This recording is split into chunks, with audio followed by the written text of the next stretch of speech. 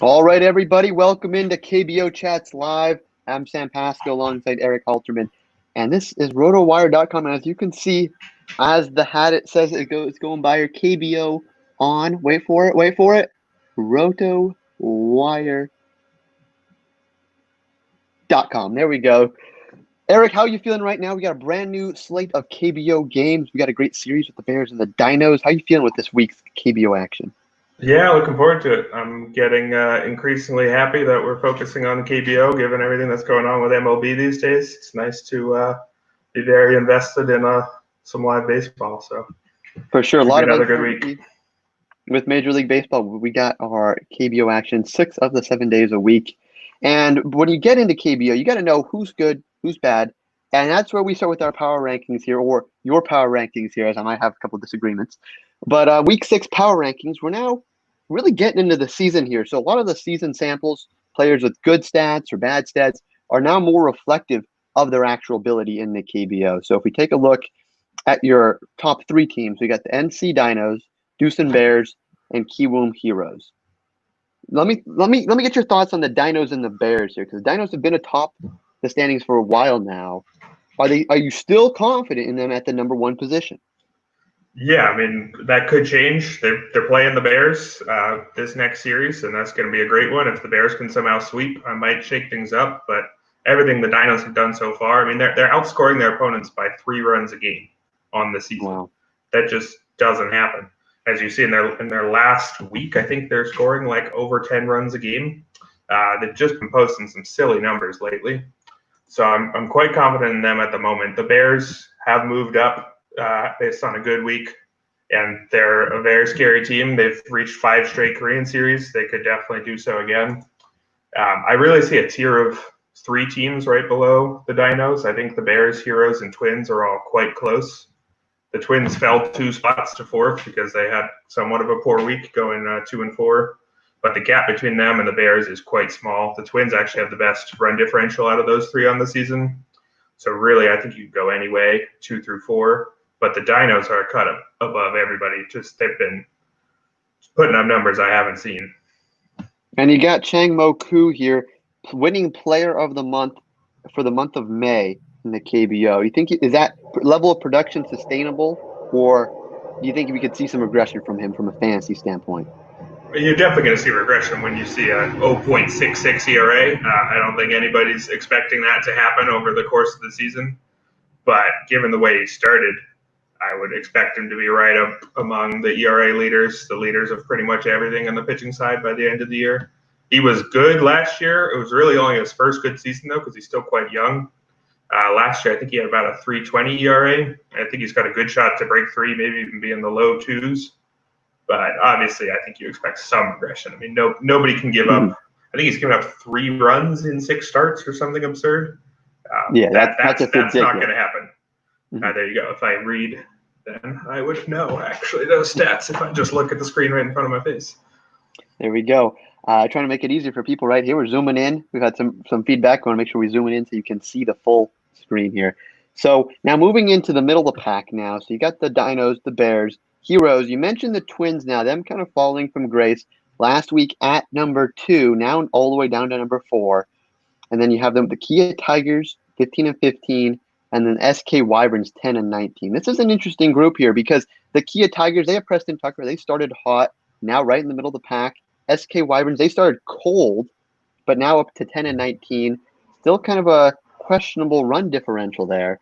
But what are we feeling about this middle of the pack here? Because you mentioned last week that half the teams at number 5 spot is pretty important for the playoffs. How are we feeling about this middle tier group for that last kind of wild card spot into the playoffs? Yeah, I actually kind of see the Tigers sort of in a tier of their own. I think I don't trust them nearly as much as the top 4, but they've been decidedly better than the bottom 5. They've got quite good pitching. They're not hitting very well, but they have one of the better pitching staffs, a bunch of good starters. But if they slip up at all, there's a tier of 4 teams: the Wyverns, Lions, Giants, and Wiz. If any of those teams gets hot, I could definitely see the Tigers getting pushed for their playoff spot. But they have to be there for now because they've just had better numbers than the rest, and I would still call them the favorites for that final playoff spot, but I don't think they have a particularly firm grip on it at the moment. And I see here your DFS name to know is not a foreign pitcher by the name of Aaron Brooks, but actually someone else. What was your decision here with the DFS pick, your name to know? Because Brooks, former Oakland A, former Baltimore Oriole, that's more the popular name. Why did you go with Drew Gagnon here? Most of those strikeout and walk numbers, he's got some of the best in the league. His ERA is a little bit inflated, but I think if you look at his underlying numbers, it suggests he's deserved to be even better.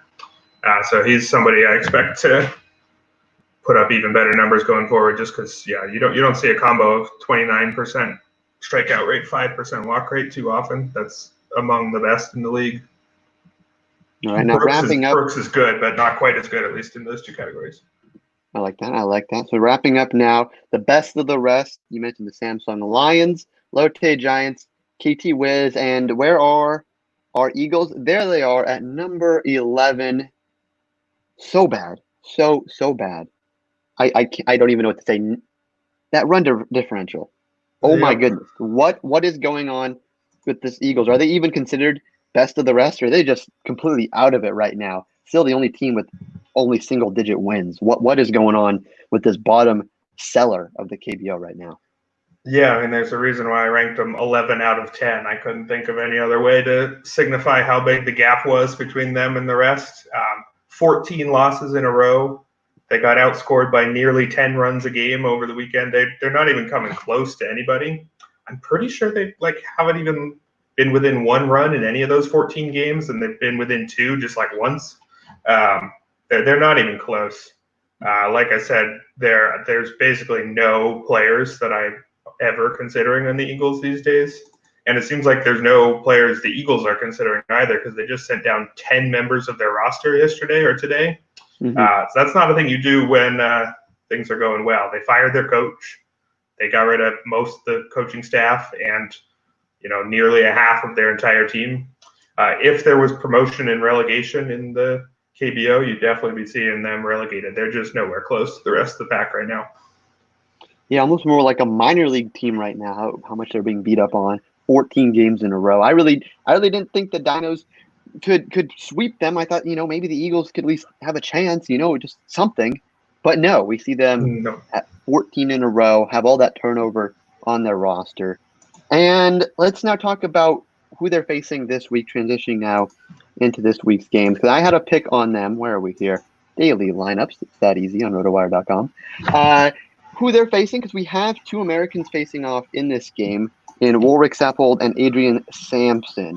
You said you're never looking at the Eagles at all, but maybe is there someone on the Giants team that could be potentially an interesting pick for fantasy? I mean, so the Giants have one of the worst offenses. I believe they're tied for second last right now. With the Eagles, of course, are last in offense, last in pitching, because that's what they do these days. So normally I'm not very excited about the Giants hitters, but if there's ever a time, it's this series. Probably not tonight against Warwick Saffold.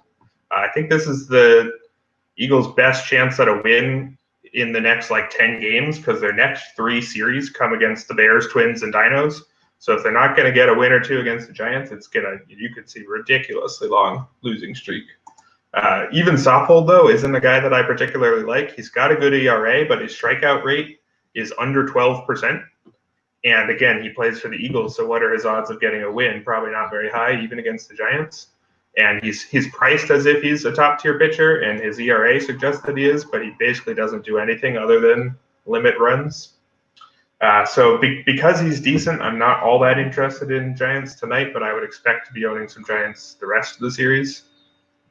So you really you're not a believer in Saffold then tonight. You don't think he can bring the bounce back for the Eagles today, because these are decent numbers. When you look at the WHIP, you look at the ERA, it's not horrible. It looks like he is their ace, and that they could bounce back tonight, because 15 in a row is pretty unlikely. Yeah, if he was cheaper, I'd be happy with it, but I would see something like 6 innings, 2 runs, 2 strikeouts, and no win. So is that good enough? I mean, that's not really what you want out of somebody who's in the top tier. I just think his odds of producing at the level required for a top tier salary, I think you need more strikeouts than he's going to provide and a better shot at a win than the Eagles will give him. Fair, fair. Okay, so now moving to some teams that aren't as sad as the Eagles are with all their losses. Moving now over to a little better. Kia Tigers in the middle of the pack. KT Wiz towards the worst half of the league. What are we looking at here? Preston Tucker, always a great pick. KT Wills, Mel Rojas Jr. has been red hot when we last spoke. What are we looking at in this series? Yeah, this is an interesting one. The Tigers are very much a pitching first team. The Wiz are even more so a hitting first team. And that they'll get Baeko Gong back. He's expected to come back tonight after missing about 3 weeks with a wrist injury. So it makes their lineup even better. He's one of the best bats in the league. But he's going to be tough to play tonight because Shenzhong Yang, the Tigers starter, was the second best pitcher in the league last year. He finished third in MVP voting with Josh Lindblom, the only pitcher who was better than him. And of course, Lindblom's back in the States now. So Yang theoretically should be the best pitcher in the KBO. He hasn't looked like that this year. His ERA, as you see, is fine, but pretty mediocre. His strikeout rate has dropped. He is in his early 30s, so there's a chance he's just playing worse, but I would expect him to be better going forward. He's got a tough matchup tonight. The Wiz have a good lineup, but it's a pretty weak pitching slate overall, so I'd be willing to pay up for him tonight, even though he's quite expensive and has a tough assignment. Is the handedness, the lefty versus all these lefties, is that maybe something concerning to you? Can you look at the top of the order? You're seeing 3 straight lefties and then the switch hitter in Mel Rojas Jr. Is that a consideration? Yeah, that definitely helps Yang, and it hurts my odds of playing Baeko Gong. I would expect to maybe own Gong one of the next 2 games against a pair of righties, though those righties, Aaron Brooks and Minwoo Lee, have been decent or better.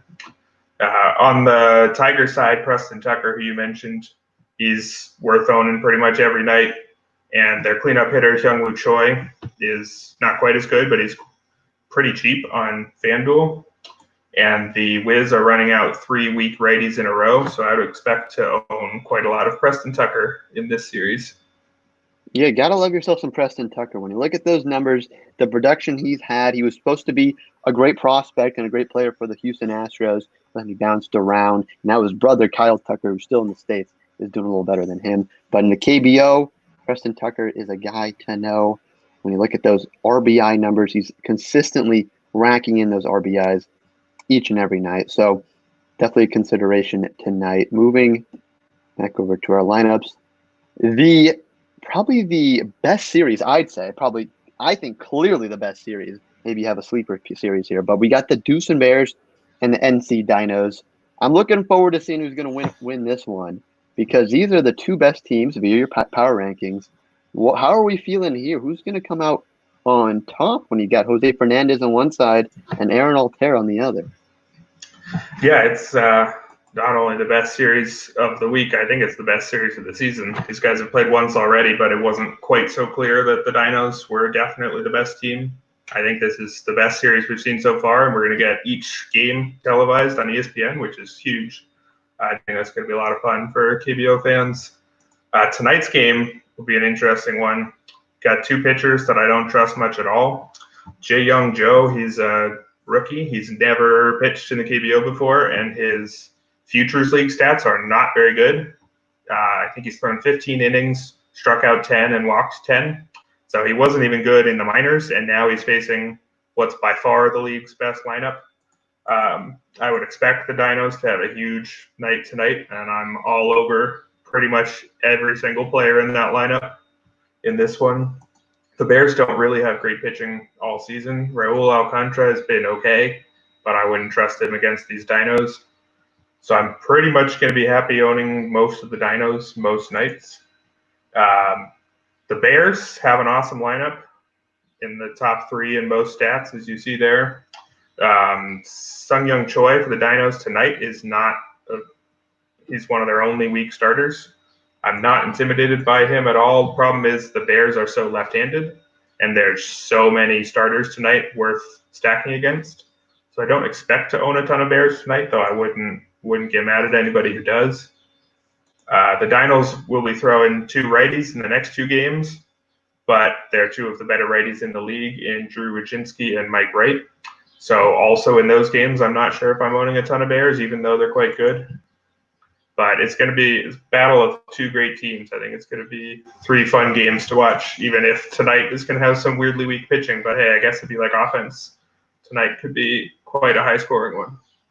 Exactly. You mentioned all 3 games are going to be on ESPN. And tonight's total is set at 12.5, which is pretty high, even for the Deuce and Bears standards. When we look at their team stats, they score a lot, second or third, in basically every category while they're pitching is ninth or eighth, and it's that bad. So we could see a lot of runs. Is Jose Miguel Fernandez, is he staying hot? Is he still staying a guy that you're worth paying up for in a lineup and building around?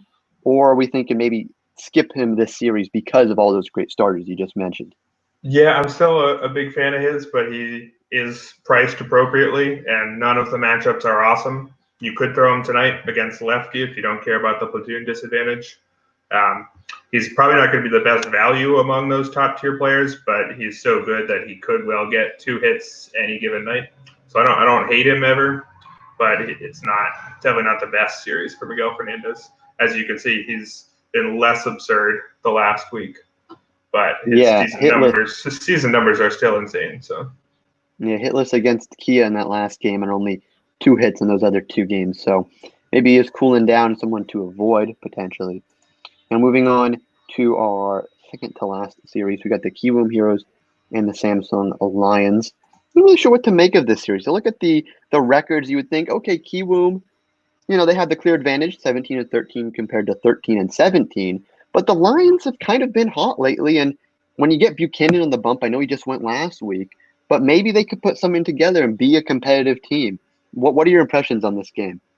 yeah, it's a good series. I think this is the only series where both teams rose in my rankings this week. Um, I actually threw out a recommendation for the Lions starter, Tyen Wan, despite the Heroes having a lineup that I like a lot, and despite the fact that this is at the league's most hitter-friendly ballpark. That's mostly a factor of the fact that there's hardly any pitchers I trust tonight. Juan is interesting. He was okay last year, but he's very young. He's still just 20. So the mere fact that he was holding his own last year is something. He's not as good as his 2.45 ERA suggests, but his underlying numbers are fine.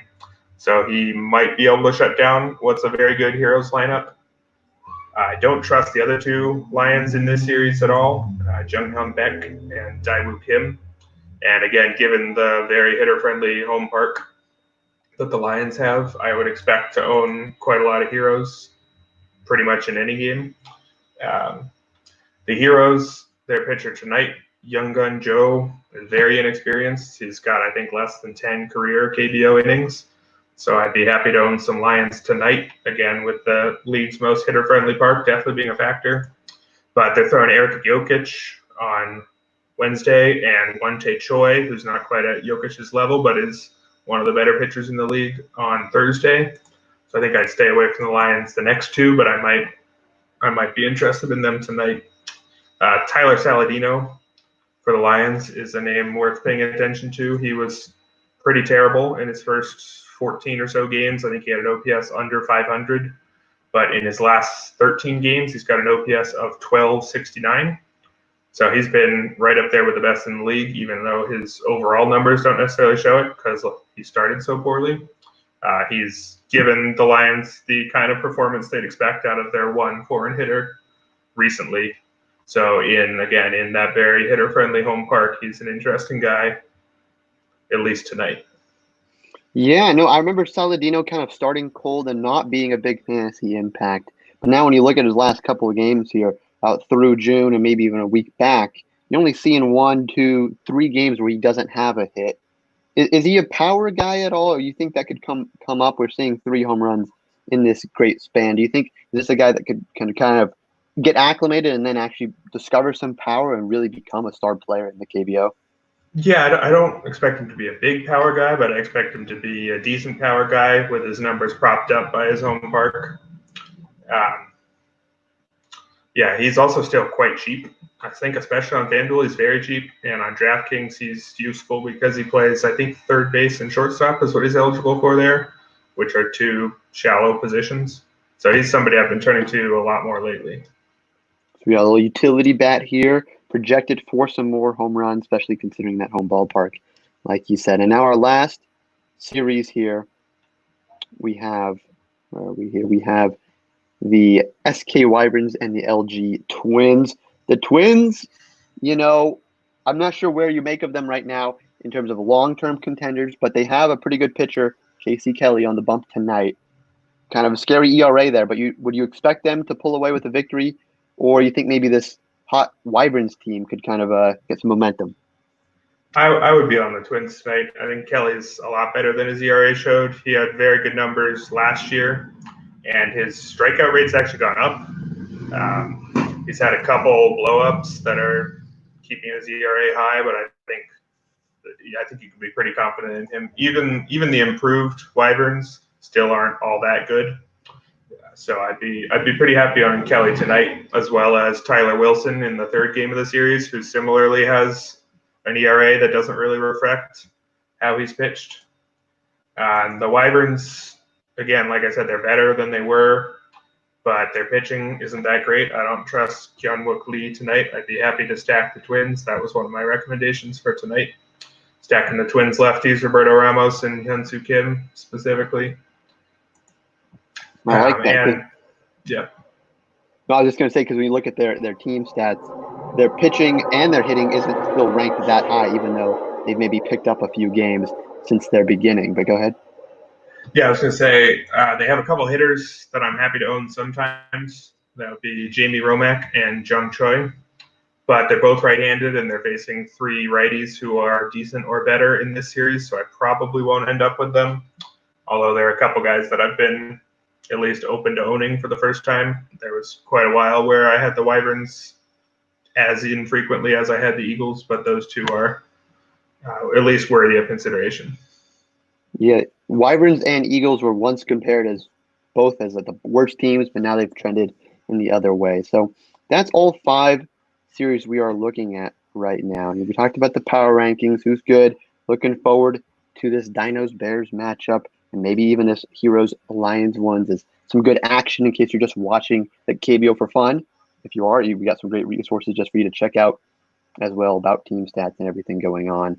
But we do have a brand new Pick'em contest for you here, KBO Pick'em. It's really simple. All you got to do is make 3 picks.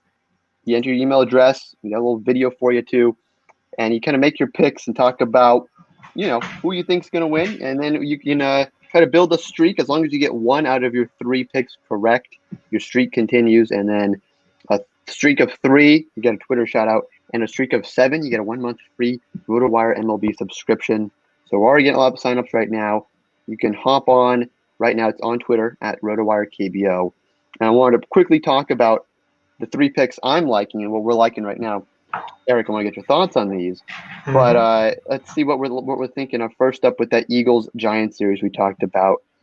Eagles, I think they could get their first win today. When you look at Sappold versus Sampson, are you feeling confident with the Eagles being just from like a pure winning standpoint that they could pull off the win and the upset tonight?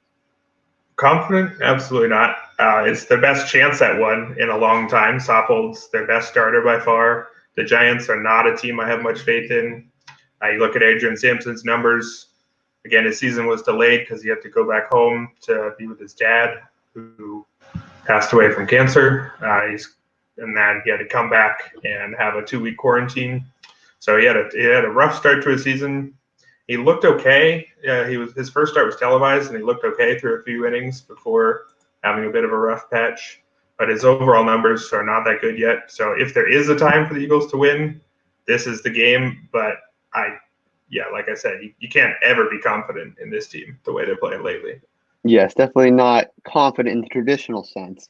But on the other side, looking at Adrian Sampson, I would think, foreign players just overall are going to be better. American players in the KBO are going to be better.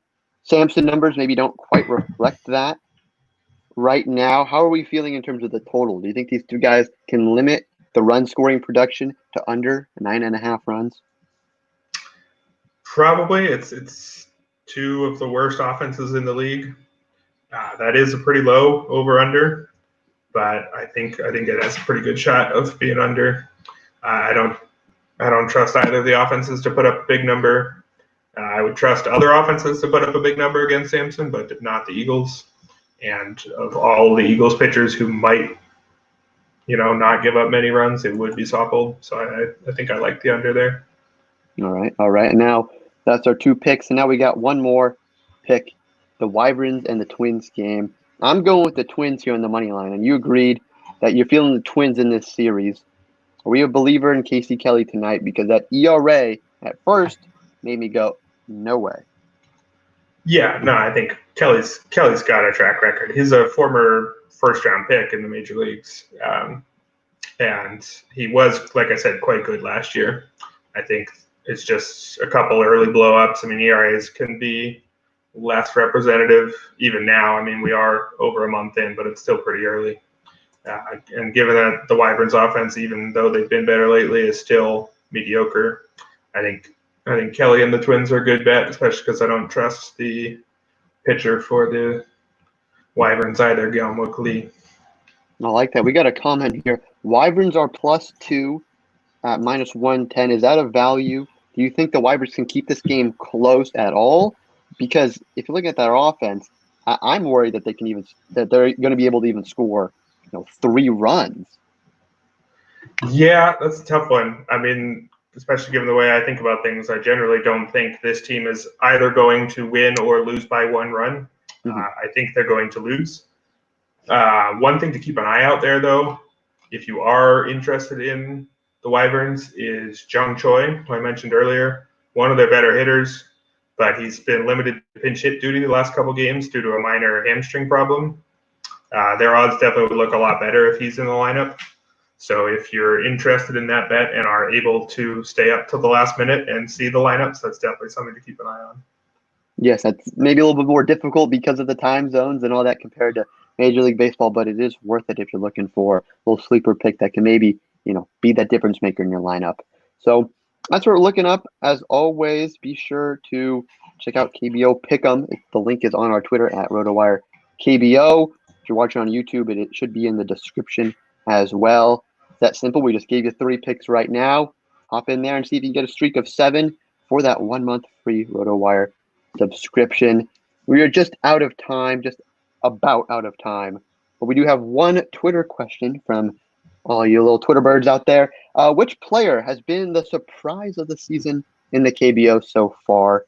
So, Eric, this is a question to you here. Who you think's been kind of a little surprise this year and is outperforming their expectations coming into the year? That's got to be the Dinos Jin-Sung Kang. He barely played before this year. He's about 26 years old and had only roughly 200 plate appearances in his entire career at the KBO level heading into this year. He was expected to be a bench player heading into the season, but he's taken on a starting role, an everyday role, after Dino's first baseman Chanming Mo got injured in the first or second game. Kang's been an everyday starter. He started out batting 7 or 8, but he's hit so well. He's hitting, 468, 522, 835 is his slash line. All of those are just absurd numbers. 7 homers, 27 RBI. So he's moved up. He even bat cleanup on Sunday when the Dinos were resting a few guys.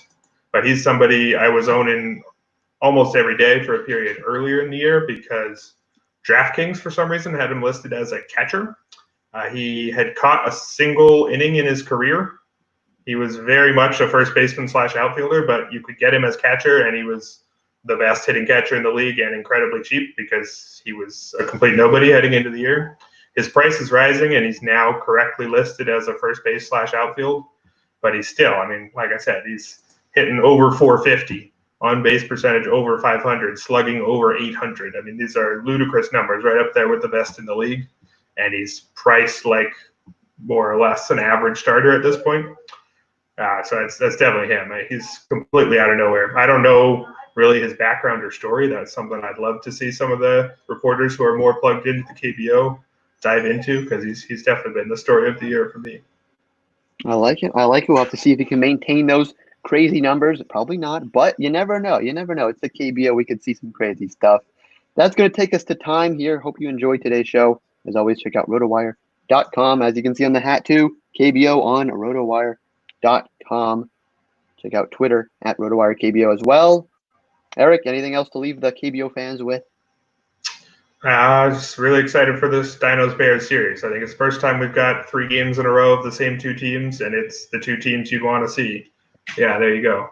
The weekend matchups are a little bit less exciting with some interesting teams in the middle and bottom half, but we haven't been treated to a set of matches this great all year. So I think super excited for that. Should be exciting. As always, I said it, rotowirekbo.com.